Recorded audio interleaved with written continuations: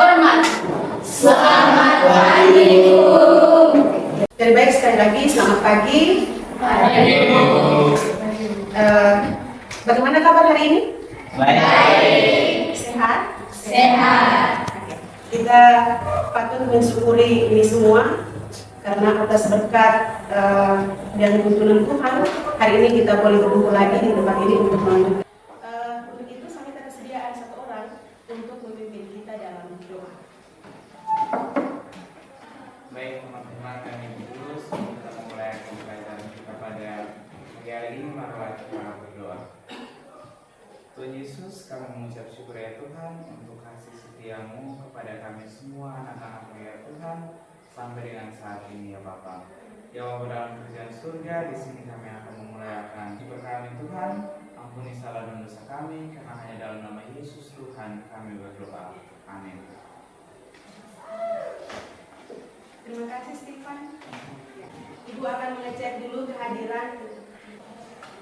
Siapa yang tidak masuk hari ini? Yang tidak masuk hari ini Desti Nisa, Alfa, Wirvan Tristefa, Alfa, dan Ariswana. Jadi baik, berarti ada 3 orang yang tidak masuk. Akan melanjutkan kegiatan pembelajaran kita. Semua bisa lihat di layar? Bisa. Kajian 3.2 itu adalah menentukan dan menganalisis ukuran pemusatan dan penyebaran data yang disajikan dalam tabel distribusi frekuensi dan juga histogram.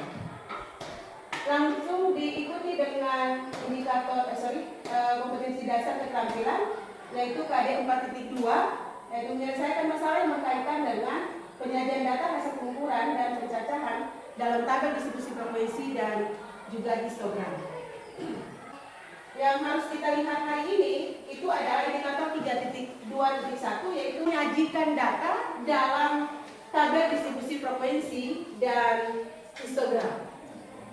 Yang menjadi tujuan pembelajaran kita hari ini adalah melalui kegiatan pembelajaran menggunakan model pembelajaran problem based learning dan berbantu media papan statistik, diharapkan agar anak-anak sekalian bisa menyajikan data dalam tabel distribusi frekuensi.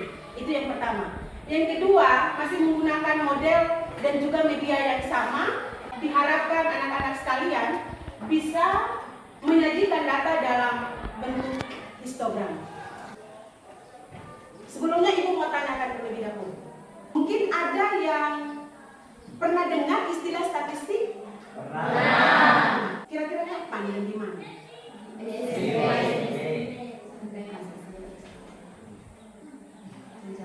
Di SMP. Oh, di SMP. Oke. Itu statistik. Satu orang angkat tangan. Jangan lupa. Oke, silakan Armin. Statistik Adalah sebuah kumpulan data, angka atau informasi. Oke. Statistik itu adalah sekumpulan data, baik dalam bentuk angka, gambar. Mungkin ada yang punya pengalaman lain terkait dengan statistik atau pernah dengar di tempat yang lain. Ada? Oke, Arianti? Pernah dengar kata statistik ketika ada petugas-petugas desa yang datang ke rumah untuk mendata data di rumah seperti berapa anggota keluarga dan yang lagi sedang tenar sekarang kayak para petugas komisi kayak yang untuk pemilihan datang dan ikut. Oke. Ternyata itu semua adalah merupakan bagian dari kegiatan dari statistik. Ada petugas yang datang dan mendata jumlah kakak atau jumlah anggota keluarga dalam satu rumah dan lain sebagainya. Saya akan menayangkan satu video sebagai motivasi untuk anak-anak sekalian karena memang video ini juga sangat berkenaan dengan kegiatan kita sehari-hari. Silakan. Dan aku adalah Ibu Susi, seorang guru matematika. Aku dan ibuku akan menjelaskan contoh penggunaan materi statistika pada kehidupan sehari-hari. Simak baik-baik ya. Action. Susi, kenapa kamu terlihat sedih sekali? Jadi aku telah datang ke sekolahmu dan kamu ketinggalan pelajaran. Pastinya ya sampai di sini. Itu artinya bahwa memang sangat penting mempelajari statistik ini. Ternyata kegiatan ke pasar juga itu juga merupakan bagian dari statistik. Sebelum kita melihat lebih lanjut dari kompetensi dasar yang akan kita pelajari hari ini, Ibu hanya menyampaikan sedikit. Nanti sebentar, artinya kegiatan kita hari ini ada menggunakan model pembelajaran problem based learning. Nanti anak-anak akan Ibu bagikan dalam kelompok yang ada satu kelompok mungkin terdiri dari 4 sampai 5 orang, tetapi kalau misalnya 4 orang ya sudah 4 orang. Nanti Ibu akan bagikan LKPD ke setiap anggota kelompoknya atau ke setiap kelompoknya untuk anak-anak kerjakan. 3 kelompok yang presentase.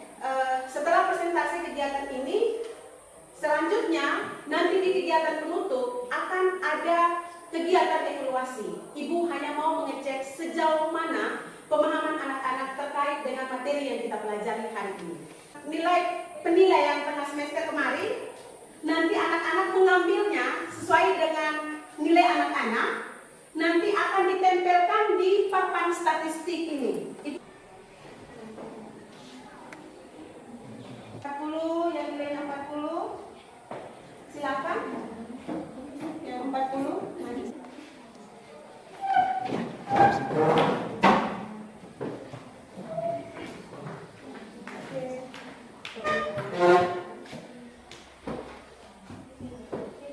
Silakan orang yang berikut.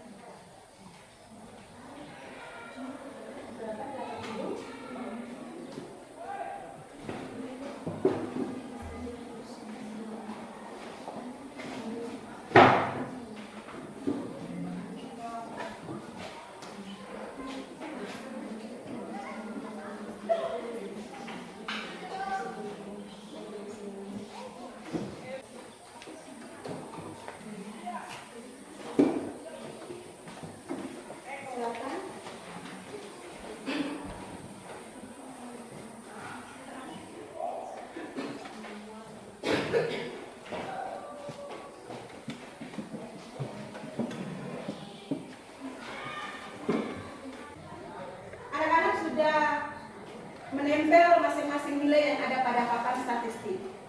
Kalau tidak jelas, biar Ibu pegang saja papan statistiknya.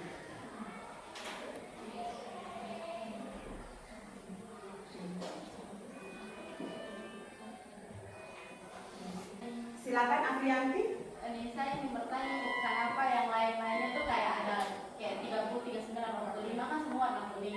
Kenapa cuma 50 sendiri saja yang satu warna begitu, sedangkan yang lain tuh kayak berkelompok begitu. Oke, baik. Mungkin ada yang bisa menjawab? Satu orang? Silakan. Iya. Terima kasih atas kesempatan dari saya. Yang mendapat nilai 50 itu sendiri. Oke, kita kasih tepuk tangan. Masih ada lagi? Ya, silakan Stephen. Ini tapi kan 90 juga sendiri. Oh, Jadi sama 90 juga warna. ternyata sendiri. Oke. Mungkin pertanyaan silakan, mungkin ada yang mau membantu mencoba menjawab. Ternyata di sini 90 juga sendiri, tapi warnanya sama ya? Iya. Oh iya ya? Oh iya. Silakan Aprianti. Karena mungkin yang di angka 90 itu ada orang yang satu orang saja yang memiliki. Oke, jawabannya sama dengan Apri. Ayo Aprianti lagi. Saya cuma ada satu pertanyaan lagi, Bu. Kenapa maksudnya 30, 39, 40, dan 45 itu memiliki warna yang sama itu? Oke, kenapa? Oke, silakan. Mungkin ada yang mau menjawab. Oke, Stephen. Mungkin karena nilai mereka di bawah 50. Oke, mungkin nilai mereka di bawah 50. Saya hanya mau informasikan sedikit. Ada yang kelompoknya warna kuning di sini. Oh, ada kelompok warna orange, dia satu saja. Ada yang kelompoknya warna biru. Dia ada sebanyak 2, 4, 6. Ada juga yang kelompok berwarna merah, ada juga kelompok yang berwarna pink. Oke, itu artinya data kita ini memang dibuat dalam bentuk kelompok. Selanjutnya, saya minta kesediaan kalian untuk duduk dalam bentuk kelompok.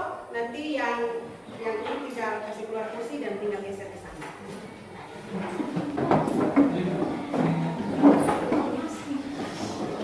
Ya.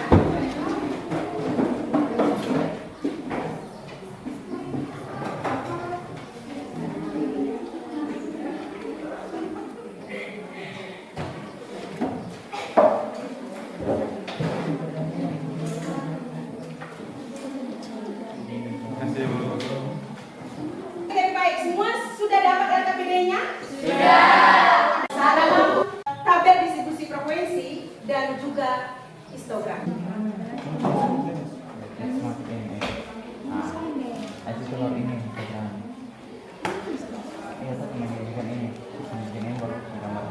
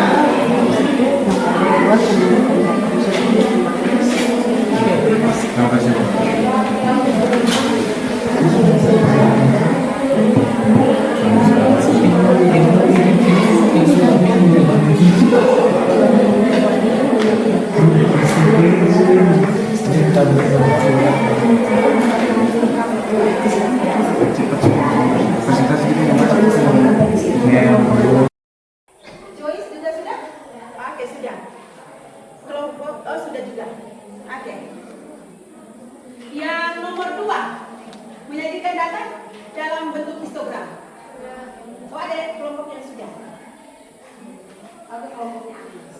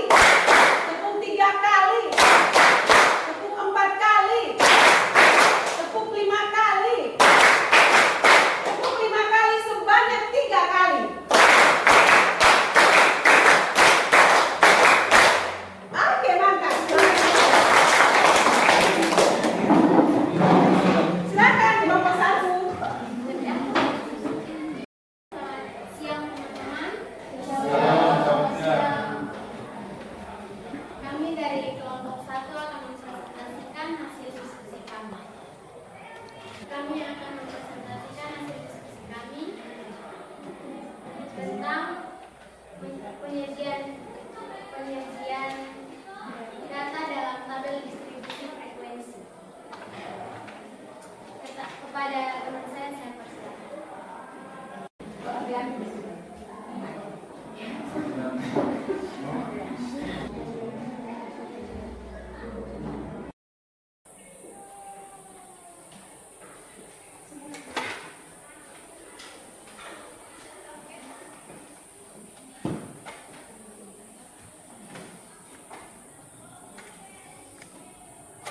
Saya akan menjelaskan tentang penyajian data dalam tabel distribusi frekuensi. Yang pertama, langkah yang pertama itu kita harus mengurutkan data. Teman-teman boleh lihat di papan statistik yang di depan, kita urutkan dari yang kecil. Jadi yang dari yang terkecil itu 35, 39, 40, 45, 45 maksimalnya itu nilai yang paling besar yaitu 100 dan dikurangi dengan nilai yang paling kecil yaitu 35. Jadi 100 dikurang dengan 35 hasilnya 65. Langkah yang ketiga menentukan banyak kelas. Rumusnya K sama dengan 1 tambah 3,3 log M. K-nya sama dengan 1 tambah 3,3 log 30 sama dengan 1 tambah 3,3 dikali dengan 1477. Selamat pagi Bu dan teman-teman. Kami dari kelompok 2 akan presentasikan hasil kerja dari kelompok 1. Baik, saya akan menjelaskan hasil dari pekerjaan kami, yaitu menyajikan data dalam bentuk histogram. Baik, saya dimasukin.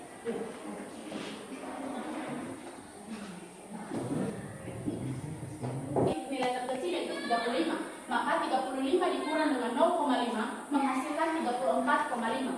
Dan untuk topik atasnya didapat dari kelas ini batas terbesarnya ditambah dengan 0,5. Maka di sini karena nilai terbesar dari kelas pertama adalah 46, maka ini 46 ditambah dengan 0,5 menghasilkan 46,5. Baik, saya akan lanjut menjelaskan bagian histogram. Dalam histogram di sini, ini adalah data-data yang disajikan dalam bentuk balok. Yang pertama itu 34,5 sampai 46,5. Jadi ini adalah menunjukkan 6 balok. Artinya data yang kami buat adalah 6 kelas-kelas ini. Jadi setiap balok ini menggambarkan satu kelas, satu balok satu kelas begitu. Untuk kelas pertama, jadi anggap saja balok yang pertama adalah kelas pertama 46. Sekedar informasi dalam menggambar histogram, ketika menentukan titik bawah dan titik atas, titik bawah adalah nilai tepi bawah dan bagian titik untuk menuju batas kelas atasnya itu adalah tepi atas bagian sini. Jadi 34,5 sampai 46,5 itu adalah batas kelas pertama. Makanya di sebelumnya saya menjelaskan bahwa untuk setiap dalam penyajian histogram membutuhkan tepi bawah dan tepi atas. Untuk penyajian data kelas berikutnya 46,5 sampai dengan 58,5. Bisa dibuktikan dengan penyajian data yang kami sampaikan di papan. Terus ini kelas ketiga 58,5 sampai 70,5. Kelas ke 4 70,5 sampai 82,5. Kelas kelima 82,5 sampai 94,5. Dan kelas yang terakhir yaitu 94,5 sampai 106,5. Sekian.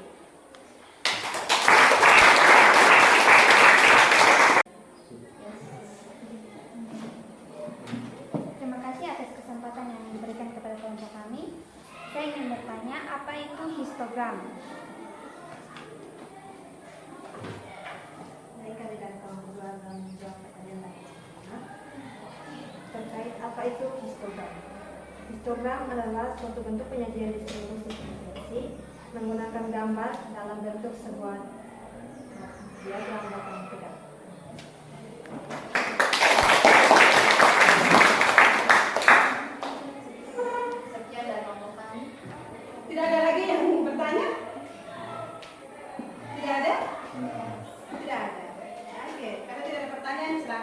Lanjut, kita kasih tepuk tangan dulu untuk kelompok. Salam, selamat siang. Halo, selamat siang. Baik, terima kasih atas kesempatan yang diberikan untuk kita kelompok 3 untuk menyaksikan hasil diskusi kelompok 1. Saya selaku moderator Adeliano Martisioba. Saya sebagai presentasinya, saya sudah bawa. Baik, waktu kesempatan diberikan untuk menyaksikan hasil diskusi kelompok. Baik teman-teman semua, di sini di bagian 3 ditanya berapa rata-rata nilai PTS kelas siswa kelas 12 IPA 2. Nah, dari data-data yang sudah kelompok 1 dan kelompok 2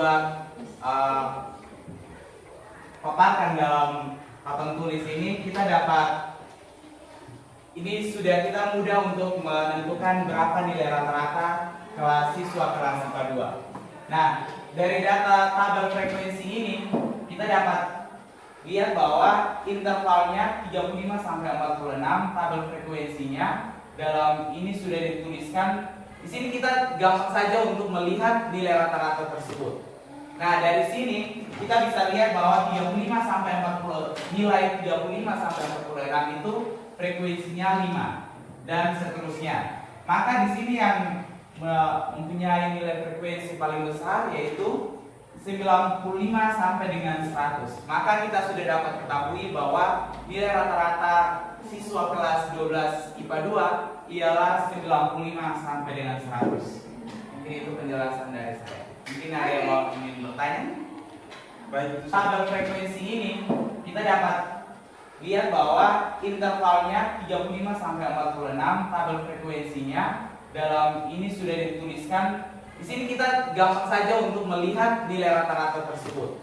Nah, dari sini kita bisa lihat bahwa 35 sampai 40, nilai 35 sampai 46 itu frekuensinya 5 dan seterusnya. Maka di sini yang mempunyai nilai frekuensi paling besar yaitu 95 sampai dengan 100. Maka kita sudah dapat ketahui bahwa nilai rata-rata siswa kelas 12 IPA 2 ialah 95 sampai dengan 100. Mungkin itu penjelasan dari saya. Mungkin ada yang mau ingin bertanya? baik, itu sekian dari presentasi kami. Jika ada yang mau bertanya, berikan waktu dan tempat, kami persilakan. Ada? Koneksi mungkin. Dan silakan Afianti berdiri. Baik, saya ingin bertanya dan mewakili kelompok kami. Kan kalau dikatakan bahwa rata-ratanya itu dari 95 sampai 100. Saya ingin menanyakan memang apa artinya dari rata-rata tersebut sendiri supaya ketika kalau misalkan didapat data baru kita bisa menentukannya dengan menentukan sendiri. Ya, terima kasih ke teman Yanti. Mungkin rata-rata itu kita bisa ketahui bahwa keseluruhan nilai yang paling terbanyak, kayak dalam satu kelas banyaknya kelas itu kayak mempunyai umurnya kayak ada yang 15, ada yang 17, tapi kebanyakannya itu umurnya 16. Maka kita dapat mengetahui bahwa nilai rata-rata atau umur rata-rata kelas 12 IPA 2 adalah 16. Bisa dipahami? Sedikit informasi untuk yang menyajikan data dalam tabel distribusi provinsi. Memang tadi tidak dijelaskan bagaimana mendapatkan provinsi-provinsi ini, bagaimana, tapi tidak ada pertanyaan juga, tidak apa-apa. Tetapi saya berharap ini bisa dipahami karena memang kalau dilihat dari papan statistik yang ada ini, kita sudah bisa tahu banyaknya data kita atau ternyata dari sana yang warna kuning itu 35 sampai 46 di sini kelas interval pertama. Ternyata di sana kalau yang dari yang warna kuning ini sebanyak 5. Bisa lihat. Kita bisa tempatkan di distribusi tabel distribusi provinsi. Ternyata yang 47 sampai 58 itu kalau bisa lihat angka di sana, ternyata hanya 1. 47 sampai 58 itu ternyata memang hanya 50 saja. Berarti 1 saja. Jadi saya berharap ini anak-anak bisa paham. Selanjutnya, kira-kira ada yang bisa menyampaikan kesimpulan dari kegiatan kita hari ini? Oke, silakan. Baik, saya mewakili kelompok 2 lagi akan memberikan hasil kesimpulan dari pembelajaran kita hari ini. Menurut kelompok kami, data-data yang didapat, data mentah dapat disajikan dalam bentuk-bentuk yang lebih mudah dipahami, yaitu tabel distribusi frekuensi ataupun tabel histogram, dengan menentukan ini pertama, yaitu kalau dalam tabel frekuensi tentu harus menentukan jangkauan dan ini banyaknya kelas agar bisa menentukan panjang kelas tersebut. Sedangkan histogram yang paling penting dalam menentukan histogram yaitu menentukan tek di bawah dan tek di atas. Mungkin itu saja. Kesimpulan yang sudah disampaikan oleh Aprianti memang betul untuk menyajikan data. Artinya penting sekali kita menyajikan data karena memang supaya orang mudah untuk memahami. Itu yang pertama. Yang kedua, untuk menyajikan data yang paling pertama memang kita harus lebih teliti di dalam. Yang pertama, data yang ada itu biasanya dia tersebar. Langkah-langkah untuk menyajikan data, baik itu dalam bentuk histogram maupun dalam bentuk tabel distribusi frekuensi. Di belakang materi itu ada soal evaluasi, silakan anak-anak mencoba untuk menyelesaikannya. Jawabannya saya akan kirimkan link Google Form. Semua sudah? Sudah. Oke. Salah, kita 2 anak. Dan yang lainnya semua benar. Itu artinya perasaan kalian hari ini kira-kira seperti apa? Nanti saya akan bagikan ini berupa emot. Kalau yang sedih lingkar saja di sedih, kalau yang senang atau gembira lingkar saja yang di gembira. Oke. Sudah? Sudah. Di sini ada juga yang selain melingkar, ada juga yang tidak puas dia menulis lagi. Dia sangat senang. Mungkin karena lihat papan statistik atau dia sangat senang hari ini.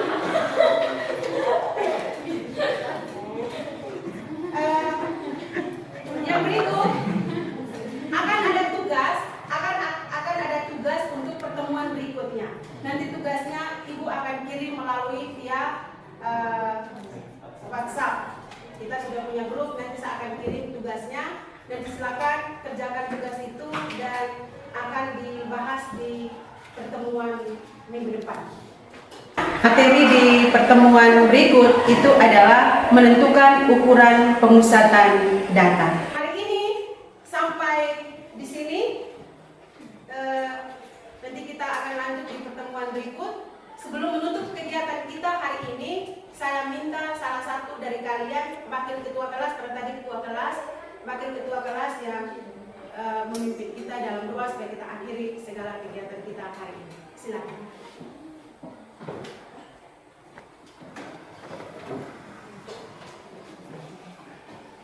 Baik, guru dan teman-teman, sebelum kita mengakhiri pelajaran ini, mari kita berdoa.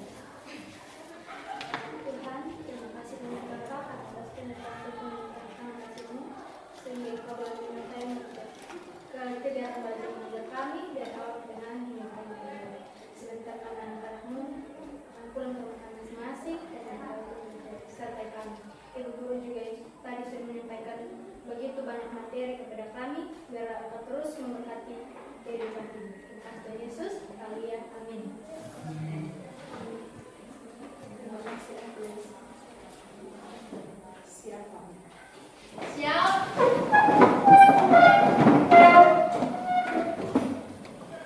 Hormat. Terima kasih, Bu. Sama-sama, terima kasih, selamat siang.